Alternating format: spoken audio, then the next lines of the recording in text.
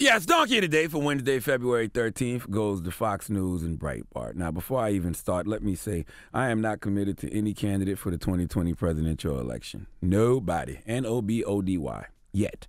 Okay, 2020, I am voting my interests. Nothing more, nothing less. And I have a lot of interests, but my main interest is black people. I want to hear what the black agenda is. All these candidates have agendas for every other group in America, but when it comes to black people who are the most loyal voters of the Democratic Party, Democrats act like they can't specifically speak for us, okay? Start asking them what the black agenda is, and they hit you with that a rising tide lifts all boats nonsense, and we know that's not the case, especially for black people. So I need to hear specific things from these candidates when it comes to my main interests, which is black people. So don't think I'm caping for Senator Kamala Harris by giving Fox News and Breitbart Donkey of the Day, because this is bigger than just Fox News and Breitbart.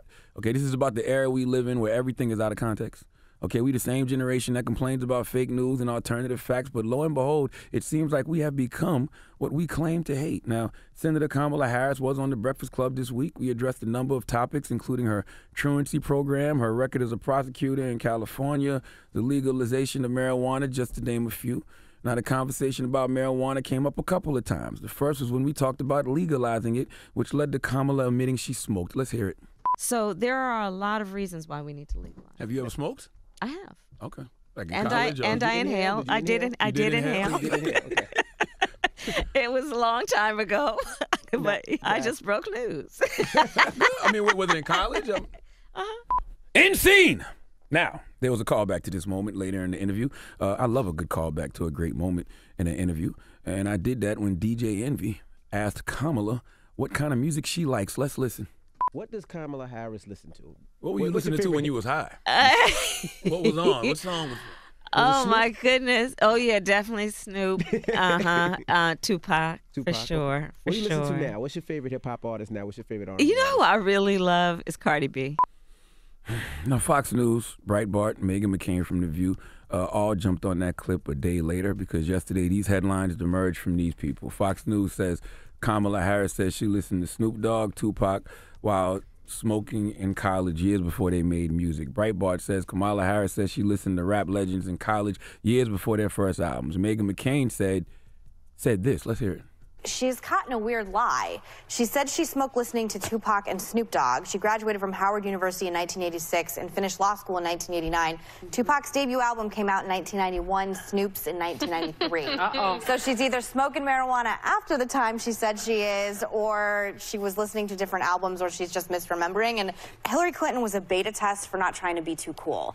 You're already cool. Just try and fix our country. It's legal in California, right? But why bring up Snoop Dogg and Tupac? That's the part where I don't really know what its relevance has to do with it. Megan basically said weird flex, but okay. Blame me, huh? All right. Meanwhile, I'm sitting back like, am I in an episode of Black Mirror? I expect certain things from people on social media. People on social media love to take clips, take things out of context, and then create their own narratives. But when reputable news sources, at least to me, like the New York Post, Fader, OK Player, start reposting these things like it's facts, I'm like, huh? The only outlet I saw get it right was the Huffington Post. Post. What did I say? Poist. The Huffington Post. What am I? Why can't I say Poist this morning? Oh, no. Poist Malone. Poist office. Oh my God, I can't say Poist. Post. You can't say I can't say it. Say it again. The Huffington Poist. What the hell's wrong with me? Uh-oh. Might be. This guy's crazy. That's the first sign of syphilis. Syphilis. I got herpes too, allegedly. Oh, shut up. See what I'm saying? David Moy at the Huffington Post wrote an article. Okay, and the headline is right-wingers obsess over Kamala Harris music picks while smoking pot in college. All right, David starts the article off by saying, did the senator really say she got high to Tupac and Snoop Dogg back then, as Fox and Breitbart claim? Probably not. Finally, someone with no agenda, someone with no bias, someone who is just reporting on the facts and not some alternative version of the facts simply because they don't like Kamala Harris. Okay, David reported it exactly how it happened. I need to read this even though I was there. I was sitting right here, but sometimes when you see things on social media, you have to ask yourself if you're going crazy because you was there, all right? But you didn't see what the media is saying happened, all right? Right, all them points and nothing. Yes.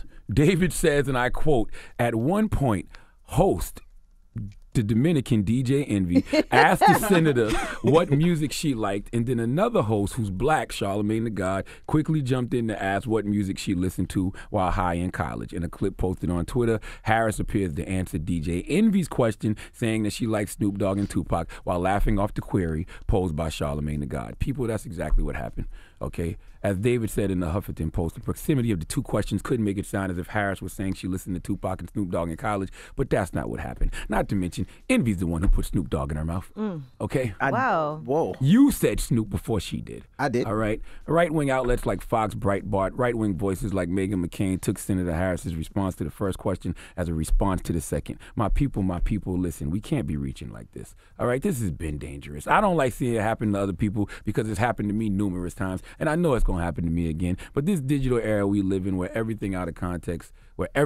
context is trash, okay? If you don't like Kamala Harris, cool. Question her record, challenge things she's done as a prosecutor, but we don't have to make stuff up.